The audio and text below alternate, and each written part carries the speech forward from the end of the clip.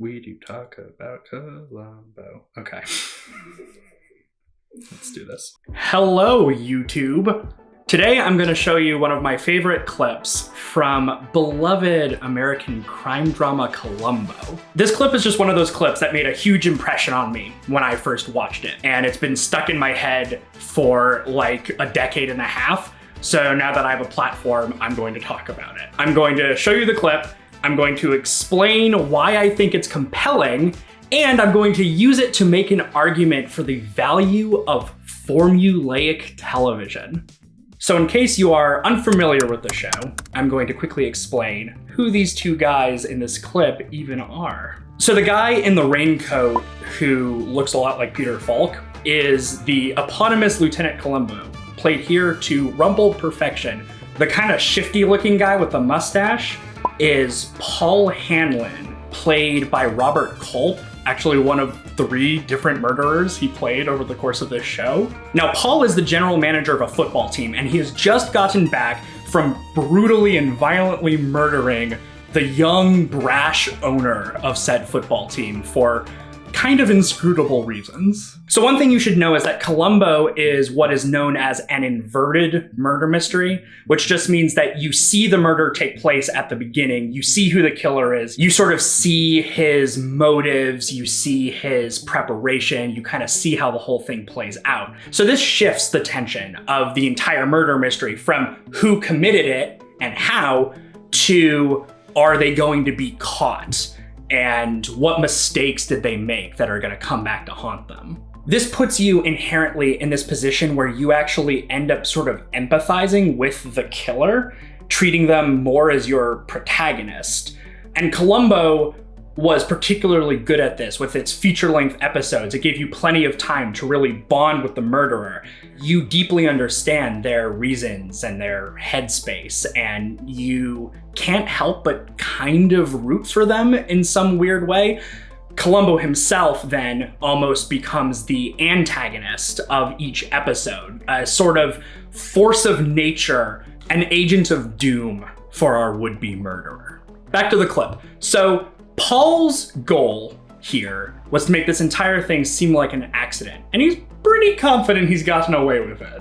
So confident, in fact, that when this homicide detective shows up at his office to inform him that his good friend and owner of the team he manages is dead, he doesn't even bother turning off the radio on which he's currently listening to one of his games playing out live. He just turns it down a little bit so that he can act appropriately shocked. Now, I don't think Columbo at this point knows for sure that Paul is the killer, but his intuition is clearly letting him know that something is off about this guy. So Columbo does what Columbo is famous for, which is that he innocuously asks these little probing questions that slowly, circuitously, and steadily penetrate Paul's defenses. Finally, right at the end of the scene, Columbo strategically begins to tip his hand just slightly, asking Paul if he can account for the mysterious presence of unchlorinated water around the pool, which doesn't really make sense to be there unless somebody showed up with a hose to spray it down. That sort of makes sense in the context of the episode. All you need to know is that these questions are pointing toward the fact that Columbo is feeling a little bit suspicious that maybe this wasn't an accident. In the clip, you can see how casual Columbo is acting. Like, he's not even looking in Paul's direction. He's just sort of gazing off into space like he's contemplating what he's gonna order on his Subway sandwich. But Paul is becoming increasingly distressed at these questions. And then it happens. Paul turns the radio off. And in that second, we see everything. We see exactly how the rest of this episode is going to play out. Columbo's gaze suddenly snaps over to Paul. Ominous music starts to play. More like a horror movie soundtrack than a detective show. Columbo is gazing at him with this look of intense, terrifying revelation on his face. You can see the shift just from the way that the scene is suddenly filmed from Paul's back, where he's hunched over and shifty looking, hiding himself from us for the first time. Like, we're finally seeing him from Columbo's perspective, not as our protagonist, but as prey. He is a nervous, guilty man who is trying to hide himself away from us, but can't. He's in too deep. Columbo here is being framed like he's a predator. The music and the framing, it's like that moment when you're playing Breath of the Wild, when the Guardian robots first catch sight of you. You know you guys know what I'm talking about? And there's that little moment where it's like, and the music changes. You know what I'm talking about? Like, and you know you're done for. That's what this is. That's what's happening in this. That's this. And if you are already familiar with Columbo as a show, or with the inverted murder mystery format that I mentioned earlier, you will know that this is a very pivotal moment in the formula of this type of show. This is the moment in the first act of the episode when Columbo locks on to his target. He knows he's guilty. He's sinking his claws in, and he is not going to let go until he has ground this man's defenses down and found a flaw in his story. Paul, in other words, is doomed. The episode knows he's doomed, and the episode knows that you know that he's doomed. Or, if you don't know, this moment practically screams it at you. Paul, right after this, immediately sinks down into his chair with his head in his hands, already worn out by the fact that his plan was not, in fact, hitchless. And Columbo is basically mocking him with his polite little response where he says, well, that's my problem. I don't do a Columbo impression. Well, that's my problem, sir. I sure wouldn't want to bother you with that now. This little smirk on his face. He's scary. He's genuinely presented in this scene as scary. I think that what just strikes me about this moment is that there is simply a savage joy in the inevitability of what's about to happen.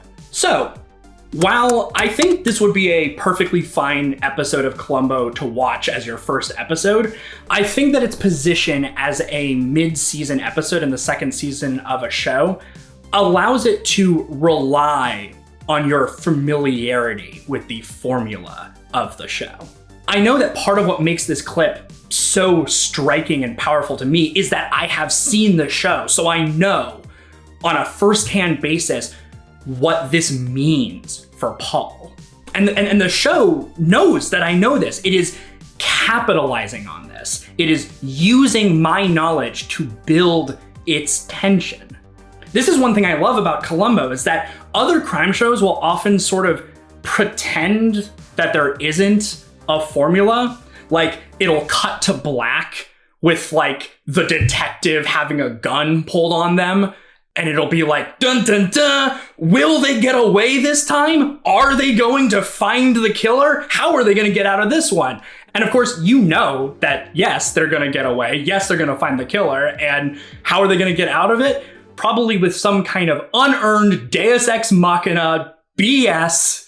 I love detective shows, but Columbo stands out to me because it doesn't pretend that you don't know what's going to happen. In a way, it's more like a sitcom in that sense, where Columbo has just this routine that he goes through every single episode, the same pat set of tactics, the same catchphrases, just affably going through his day with the full knowledge that there's absolutely a 0% chance he's not going to catch this killer. Like, Columbo himself barely ever even breaks a sweat in these episodes. He is almost always in control. He's always confident in his abilities. And for us, the audience, we're fully confident in them too. We have seen this work time and time again. The joy of watching an episode of Columbo is not what is going to happen, or even how is he going to get caught. The joy of watching an episode of Columbo is handing a rope to a man and just watching him hang himself with it. It's like watching a Shakespeare play where the prologue already told you that the characters were going to die. It's dramatic irony. It's formula. It's formula that knows it's formula, that promises you it is formula, and uses that fact to build its tension. It's great. It's great. So what's my point with all of this? Well, it's just that in our current era of TV, our era of event television that has been largely influenced by Lost and Game of Thrones, we've seen a premium placed on twists, on the unexpected, on these big mold-breaking moments that everybody's going to be talking about. Just an endless parade of red weddings. Westworld, True Detective, The Walking Dead, the literally dozens of Lost knockoffs all capitalize on these water cooler moments. And while these shows aren't bad by any means, there's a pattern of a lot of these shows experiencing diminishing returns over time as fans begin to realize that maybe big moments are all that these shows really amount to. And even the shows that do it well, I often find don't hold up upon rewatch, because the question of what will happen, the mystery box at the center of it, is usually what is sustaining my attention. But Columbo, a show pretty much entirely devoid of surprise and mold-breaking moments, has been surging in popularity online again. And while I think there are a lot of reasons for this, he's just a very wholesome, memeable man, and the internet loves a good wife guy. I think in Columbo, we see the staying power and the rewatchability of just a really good formula perfectly executed on every level. We see, in other words, that being told exactly what is going to happen and then following through on that to the bitter end can be just as thrilling, if not more thrilling, than being kept in the dark. All right, so that's the end of my video. I'm just gonna get out of here. I don't wanna waste any more of your time. Before I go, just one more thing. Just a little, people who know. They know. They know. People who know. This has been Charlie for New 32 Productions, talking about things I like and trying to justify it by making it high-minded and conceptual. If you enjoy this content, please feel free to leave a comment or, subscribe to the channel. Click the little bell icon even to give you notifications when more of this great, delicious Columbo content drops on your YouTube feed. It's gonna be a good time. It's gonna be a great time. So, stick around.